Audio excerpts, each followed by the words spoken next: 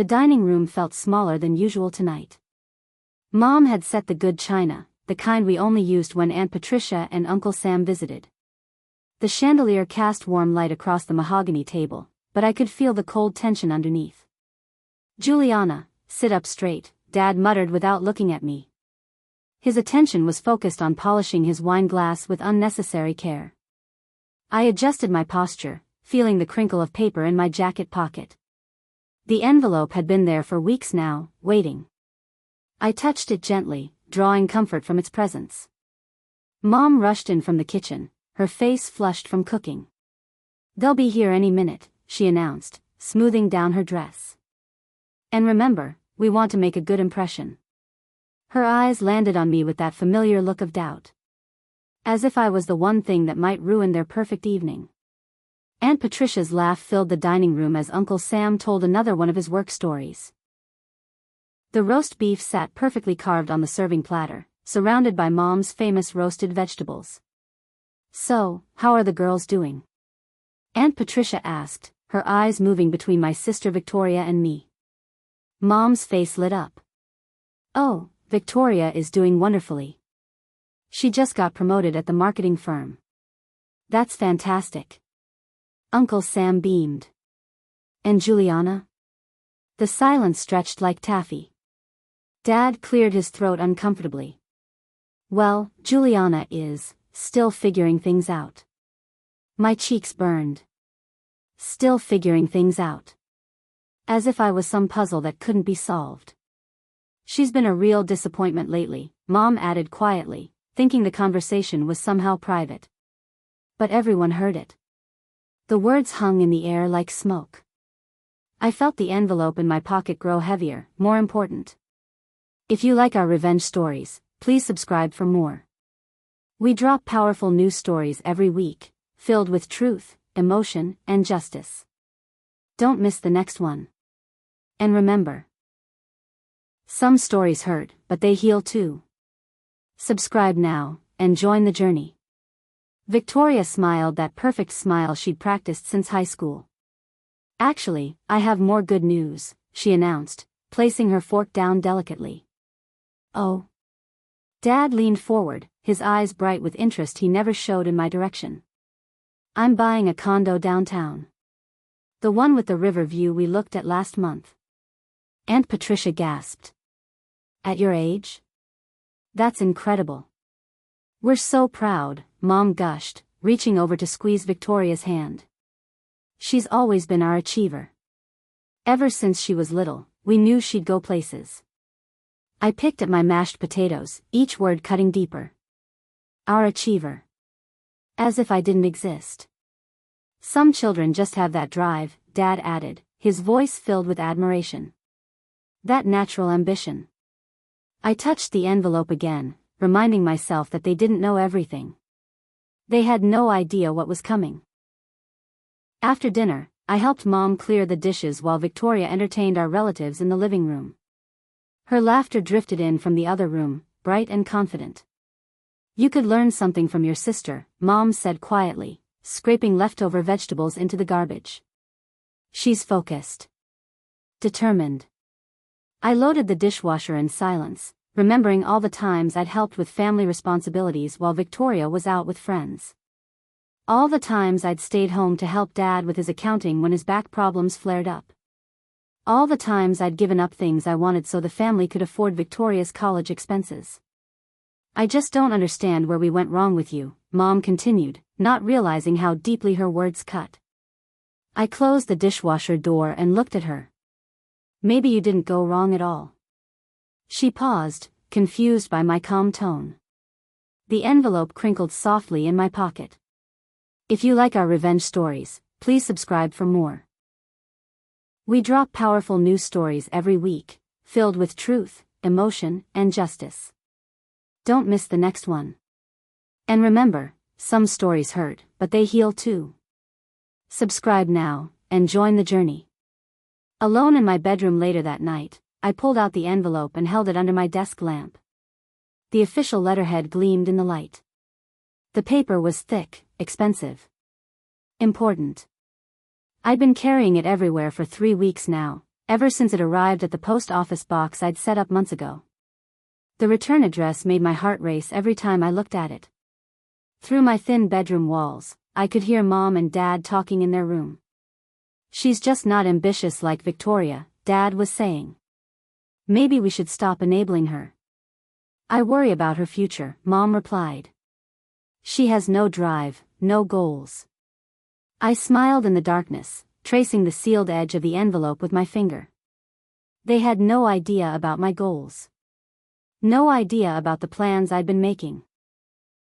No idea about the phone calls, the meetings, the careful research. Tomorrow night at dinner, everything would change. I remembered being 7 years old, standing in the kitchen while Mom hung Victoria's honor roll certificate on the refrigerator. I'd brought home a perfect attendance award that same day, but it stayed in my backpack. "Victoria is so smart," Mom had said to Mrs. Henderson from next door. "She's going to be something special." I was right there, but invisible. When Victoria made the high school cheerleading team, Dad took time off work to attend every game. When I joined the debate club and made it to regionals, they forgot to pick me up from the competition. "Sorry, sweetie," Mom had said when I finally called. We were at Victoria's college orientation meeting. Victoria's achievements filled photo albums and trophy shelves. Mine were stored in a shoebox under my bed. But I'd learned something important from being overlooked. How to work quietly, how to plan carefully, and how to keep secrets. The summer I turned 16, Dad's construction company almost went bankrupt. Victoria was away at an expensive summer camp, but I was home, watching Mom cry over unpaid bills at the kitchen table. I could get a job, I'd offered. "You're too young," Dad had said, but his voice was desperate. So I'd started babysitting for every family in the neighborhood, walking dogs, mowing lawns, cleaning gutters. I'd worked every day, saving every penny to help with household expenses. Victoria came home from camp with stories about horseback riding and lake activities. She never knew how close we'd come to losing the house. When Dad's business recovered, he took Victoria on a shopping trip to celebrate. "You've been so patient during this difficult time," he'd told her. I'd been patient too. And helpful. But no one seemed to remember that. My savings account had stayed empty, but I'd learned the value of money and hard work. Last Christmas had been the worst. Victoria had announced her engagement to her college boyfriend, and the whole family had erupted in celebration. The ring was beautiful, the boyfriend was charming, and Mom immediately started planning an elaborate wedding. "My baby's getting married," she'd cried, hugging Victoria tight. I'd sat quietly in the corner, happy for my sister but feeling invisible again. Then Uncle Paul had asked, "And what about Juliana? Any special someone in your life?" The silence had been painful. Then Dad had laughed, actually laughed. "Juliana? She can't even keep a houseplant alive. I don't think she's ready for a relationship." The whole family had chuckled, treating it like a harmless joke. But I'd felt something break inside me that day. Something that had been cracking for years finally shattered. That night, I'd started making my real plans. Victoria had always enjoyed her position as the favorite. She'd lorded over me in small ways. Borrowing my clothes without asking, taking credit for chores I'd done, getting the bigger bedroom when we moved houses.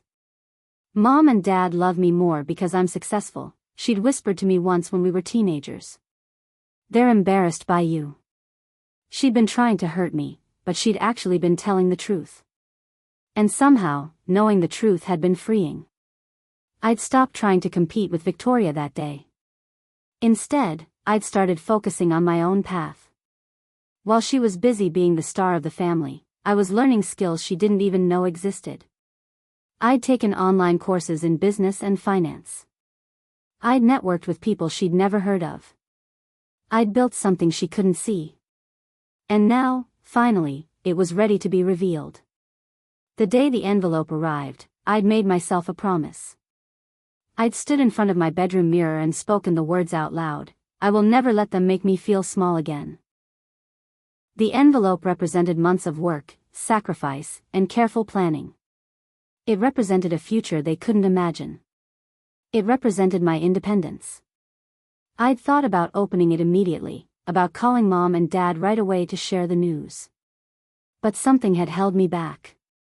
I'd realized I wanted them to understand what they'd been missing. I wanted them to see who I really was, not the disappointment they'd imagined. So I'd waited. And planned. And prepared for the perfect moment. Tomorrow night, when they thought they knew everything about me, I would show them how wrong they'd been. The promise I'd made to myself was about to come true.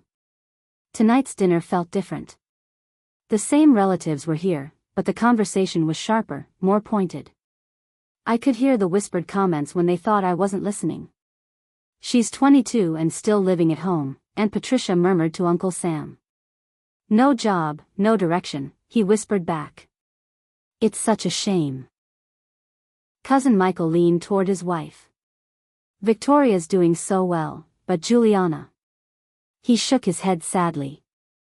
I cut my chicken methodically, letting their words wash over me. They didn't know about the early morning phone calls I'd been taking in my car. They didn't know about the meetings I'd been attending downtown while they assumed I was shopping or wasting time. "At least she's pretty," someone said, as if that was my only possible asset. The envelope pressed against my ribs, warm and reassuring. Let them whisper. Let them judge. Everything was about to change. "Juliana, honey," Mom said, her voice artificially sweet in front of the relatives. "Maybe you should consider taking some career classes. Something practical. Like medical assistant training," Aunt Patricia suggested helpfully. "Or maybe dental hygienist." "Victoria got her MBA," Dad added pointedly. "But not everyone is college material." The word stung, but I kept my expression neutral. Not everyone is college material. As if intelligence could only be measured one way. "She could always work retail," Uncle Sam offered. "Lots of people make good careers in retail." Victoria smiled sympathetically. "I could ask around at my company. Maybe they need someone for filing or data entry." Filing. Data entry. They saw me as someone who couldn't handle anything more complex than organizing other people's work. I reached into my pocket and felt the corner of the envelope. Soon, I thought. Very soon. Something in my expression must have changed, because Mom frowned slightly. "What's that look for?" I realized I'd been smiling. Not a happy smile, but something else. Something that held secrets. "Nothing," I said calmly. "Just thinking." "Well, maybe you should think about getting serious," Dad said. "Your cousin Janet got engaged last week. She has her life together." "Unlike some people," Victoria added under her breath, just loud enough for everyone to hear. More uncomfortable laughter from the relatives. More pitying looks. More assumptions about my future. But I kept smiling that secret smile, because I knew something they didn't. I knew that in a few minutes, everything they thought they understood about me would be turned upside down. The envelope seemed to pulse in my pocket, like a heartbeat. Like a countdown. Almost time. I excused myself to the bathroom and locked the door behind me. In the mirror, I looked calmer than I felt. My hands were steady as I pulled out the envelope and held it up to the light. The seal was still perfect. The contents were still secret. But not for much longer. Through the bathroom door, I could hear the dinner conversation continuing without me. More praise for Victoria. More concern about my future. More certainty that they knew who I was and what I was capable of. I tucked the envelope back into my pocket and took a deep breath. When I walked back out there, I would be carrying the power to change everything. The weight of it felt good. Heavy and important and real. I opened the bathroom door and walked back to the dining room, ready to turn my family's world upside down. Back at the table, the conversation had shifted to Victoria's wedding plans. The guest list, the venue, the dress, everything was being discussed in detail. "We'll need to start saving for the reception," Mom said. "It's going to be expensive, but Victoria deserves the best." "Of course she does," Dad agreed. We'll make it work. I listened to them discuss thousands of dollars they were willing to spend on one day, remembering all the times they'd said we couldn't afford things I'd wanted. Summer camps, school trips, college prep courses, all too expensive for the family budget. But for Victoria? Nothing was too expensive. Inside me, emotions swirled like a storm. Anger, hurt, excitement, nervousness. The envelope felt like it was burning a hole in my pocket. Should I wait until after dessert? Should I interrupt now? The timing had to be perfect. I took a deep breath and made my decision. Actually, Victoria announced, tapping her wine glass with her fork, I have another announcement. The table fell silent, all attention focused on her. She basked in the moment, clearly loving the spotlight. Kevin and I have been approved for a mortgage. We're not just getting married, we're buying a house. The table erupted in congratulations. Mom actually squealed with delight. A 4-bedroom colonial, Victoria continued proudly. With a 2-car garage and a big backyard. We close next month. At your age. Uncle Sam marveled. That's incredible. She's always been responsible with money, Dad said admiringly. Some people just have that natural financial sense. I thought about all the money I'd quietly contributed to family expenses over the years. All the sacrifices they'd never noticed. Victoria glowed under their praise, completely unaware that her moment in the spotlight was about to end. The praise for Victoria continued for several more minutes. Every detail of her success was examined and celebrated. Then, inevitably, the conversation turned back to me. You should be taking notes, Mom said, only half joking. This is how you build a successful life. Step by step, Dad added. Goals, planning, execution. Maybe you should move out, Victoria suggested. Living at home isn't helping you grow up. The relatives nodded in agreement. Living at home. As if I was some sort of burden. Honestly, Juliana, Mom said, her voice sharpening, you should be ashamed to still be sitting at this table, depending on us, when your sister has accomplished so much. Ashamed. The word hung in the air like a challenge. Maybe it's time for some tough love, Dad agreed. I looked around the table at all their faces. Disappointed, frustrated, pitying. They'd made their judgment. Now it was time for mine. I reached into my pocket. Ashamed, I repeated quietly, my hand closing around the envelope. That's right, Mom said firmly. A little shame might motivate you to finally. No, I said, and something in my voice made her stop mid-sentence. I stood up slowly, the envelope now fully in my hand. I'm not ashamed. Not anymore. The table went quiet. Even Victoria looked surprised by my tone. Sit down, Juliana, Dad said uncomfortably. Let's not make a scene. But I remained standing, looking at each of them in turn. All these people who thought they knew me.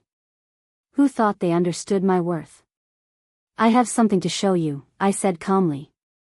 The envelope felt warm in my palm, like it had been waiting for this moment as long as I had. Something that might change how you see me. Uncle Sam chuckled nervously. What's this about, kiddo?